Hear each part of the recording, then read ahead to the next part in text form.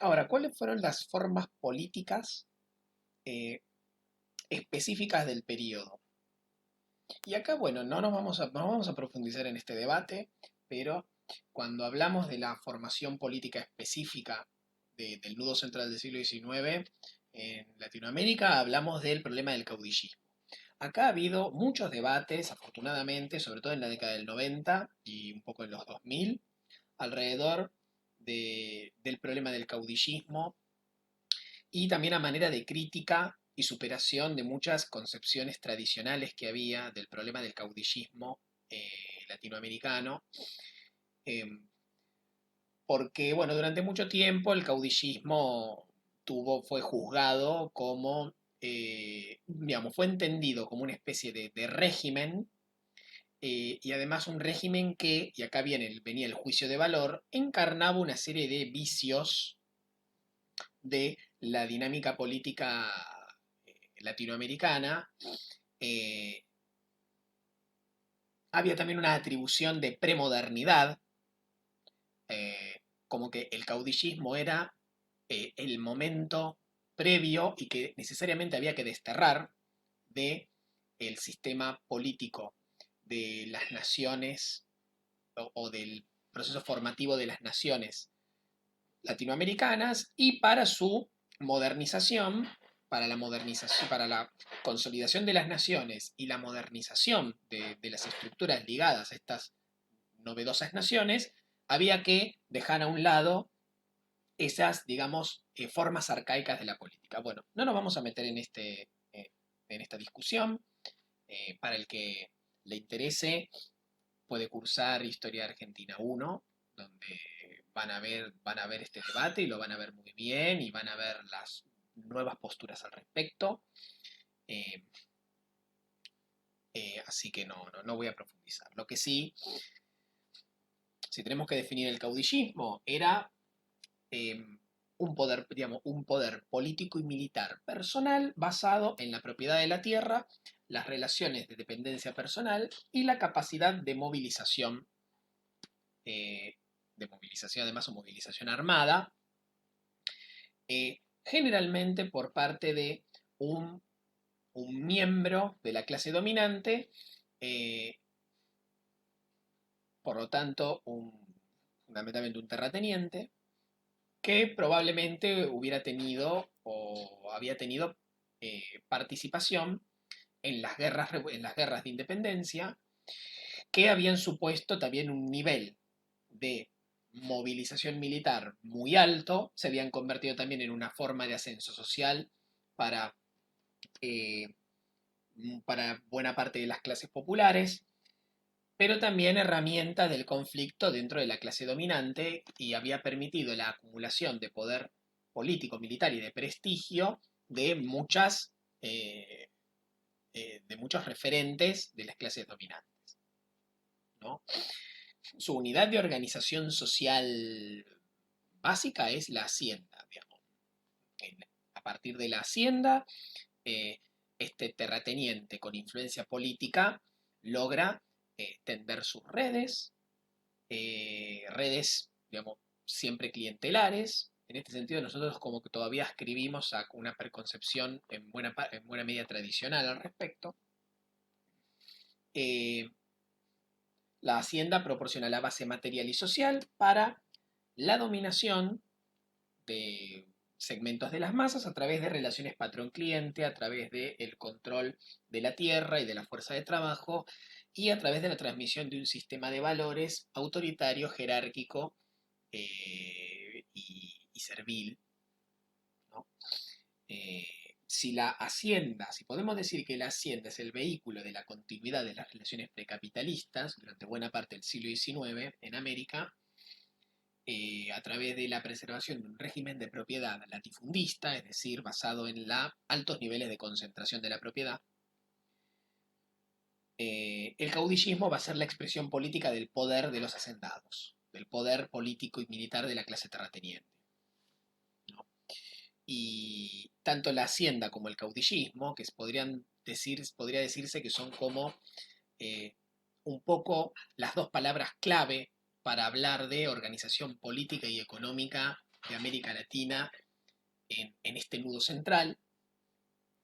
Ambos elementos que son constitutivos de la dinámica política y económica van a ser también los principales factores de fragmentación política y de debilidad del naciente aparato estatal liberal. Bien. Pasando ahora a lo económico, donde vamos a recuperar el problema de la hacienda. Digamos, la permanencia de las relaciones precapitalistas se vio reforzada por el fortalecimiento del latifundio, la inestabilidad política de la que estamos hablando y la articulación funcional con el mercado mundial, que en un principio permitió la coexistencia de este sistema basado en la hacienda como unidad autosuficiente, que a través de relaciones de la preservación de formas de explotación precapitalistas produce para el mercado, ¿no? El sistema mundial capitalista y el mercado mundial, fundamentalmente, durante bastante tiempo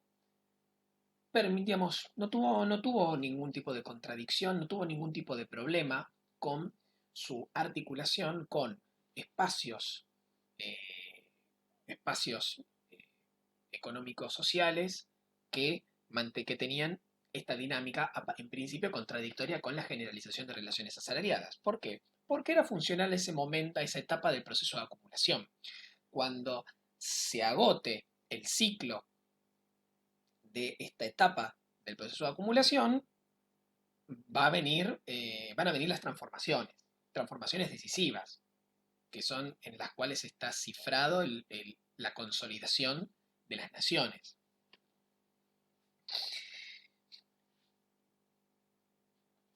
Ahora, acá nos vamos a centrar fundamentalmente en el problema del latifundio, o sea, la gran propiedad terrateniente, los altos niveles de concentración de la propiedad de la tierra.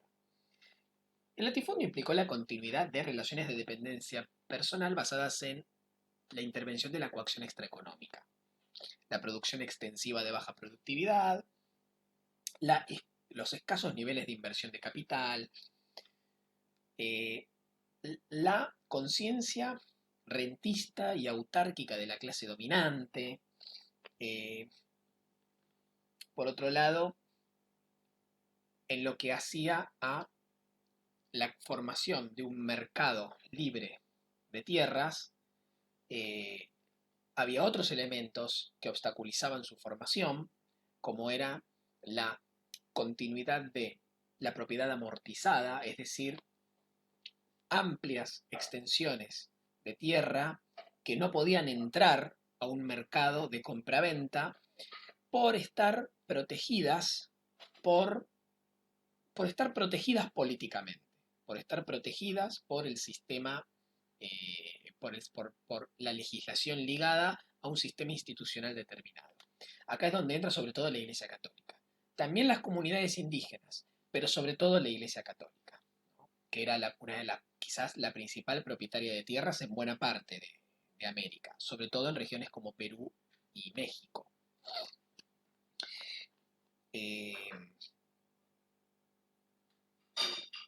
El latifundio impulsó la fragmentación del espacio económico, el latifundio y la hacienda, ¿no? La fragmentación del espacio económico, con fuerte diferenciación regional, impidió la proletarización plena, ya que reprodujo una lógica binaria basada en el latifundio por un lado, el latifundio terrateniente y el minifundio campesino, ¿no? El minifundio es el campesino que tiene una parcela que apenas le alcanza para cubrir su subsistencia, pero que al mismo tiempo le permite no completar un proceso de proletarización, sino en todo caso emplearse de manera estacional para complementar su ingreso, de manera tal que el proceso de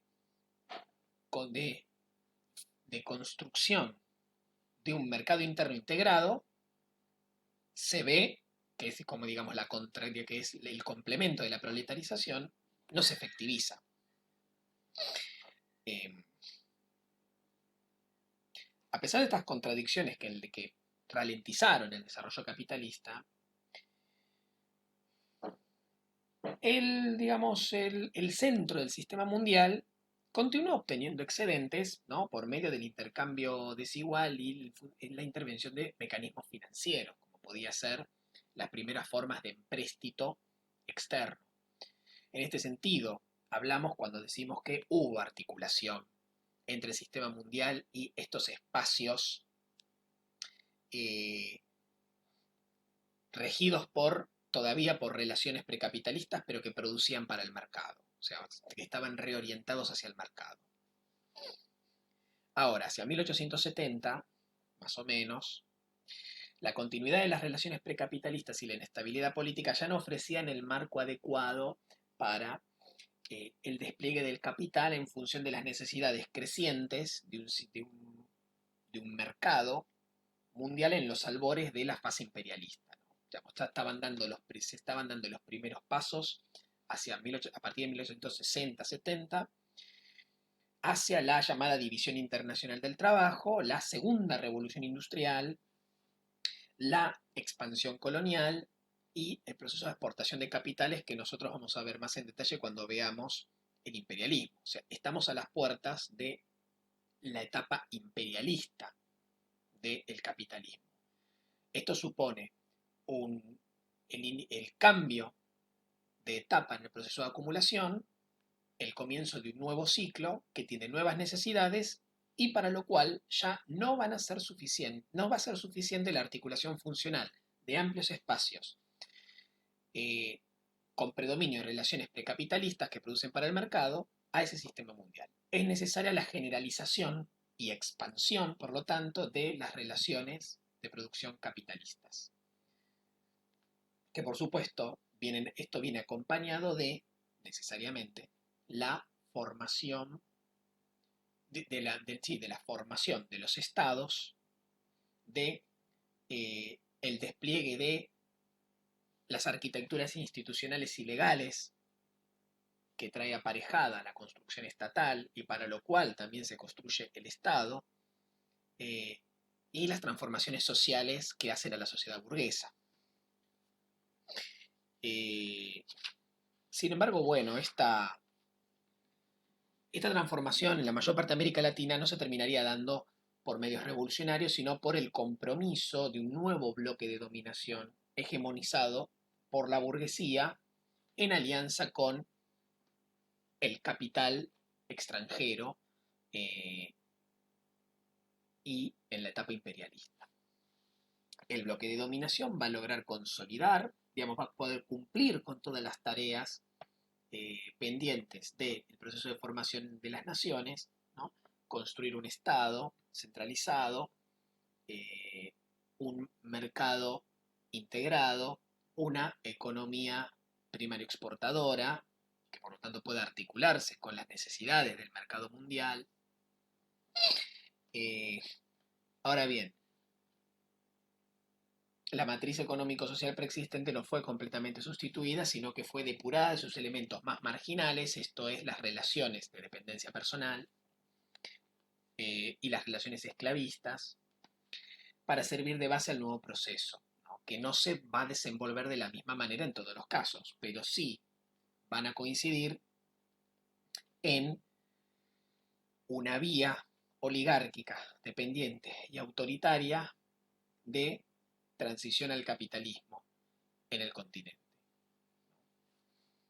Bien, con esto creo que no tengo más para decir por el momento. En todo caso, retomaremos eh, muchos de los contenidos vistos hoy, muchos de los elementos y las categorías, cuando veamos la próxima clase el problema del imperialismo en general y el imperialismo en América Latina en particular. Así que bueno, me despido hasta entonces.